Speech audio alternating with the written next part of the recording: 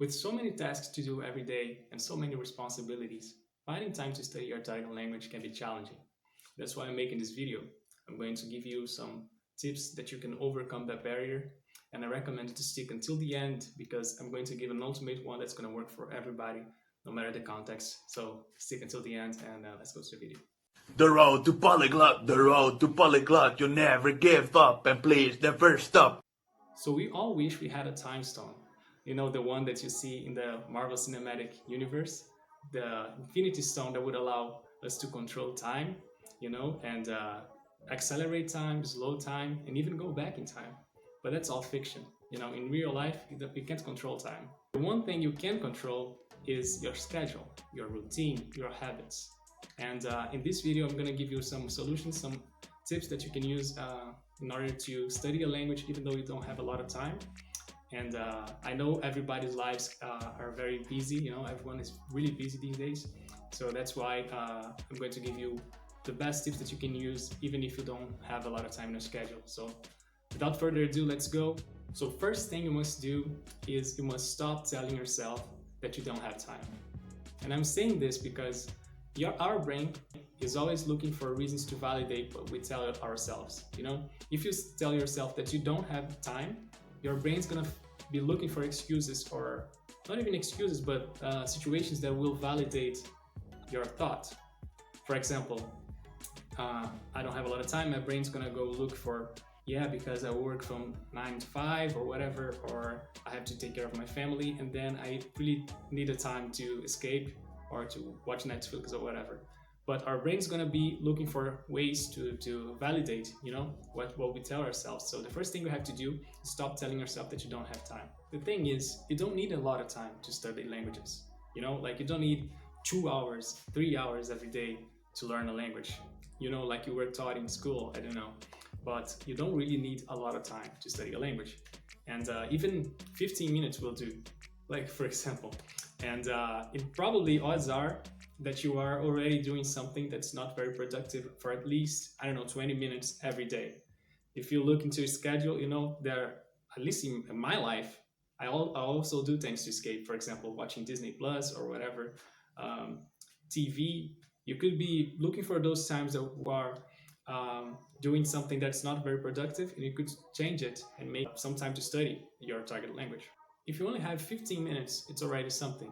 You should focus on quality instead of duration. You should take the most out of your, daily time spent in language learning. You don't really need to be worrying about that. You should just, every time, if you have 15 minutes, so those 15 minutes have to be the best 15 minutes to study a language. You have to be really in the moment, to be present and be focused, so you can understand. If you're consuming, for example, a podcast or whatever, you have to be really paying attention to the content and really doing our best to try to repeat and imitate what you're listening to, do a little bit of shadowing, and also writing. Do the best you can in those 15 minutes because, quality instead of duration. And third thing you can do, you can incorporate language learning in other activities. This one is the best. I do it all the time.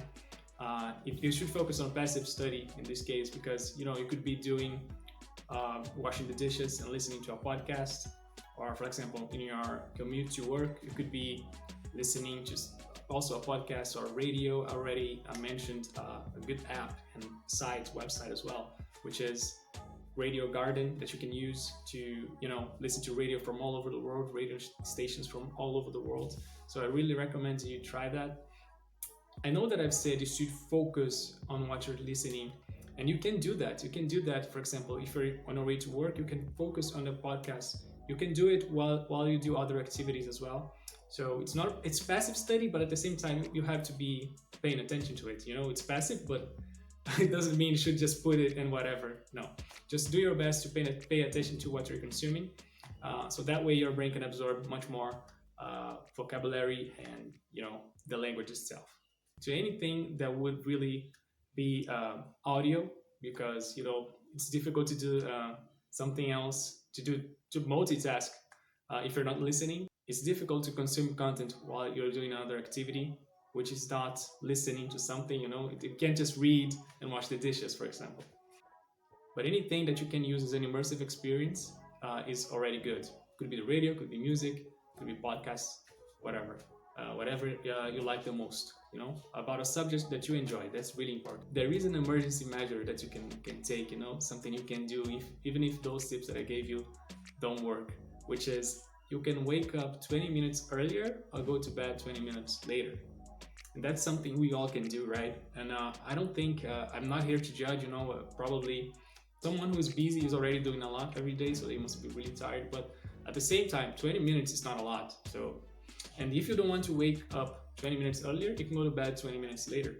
So 20 minutes is already something that you can do to learn a language. So even though you don't have a lot of time, there's always a way to practice your target language. So yeah, I just wanted to get this off your head.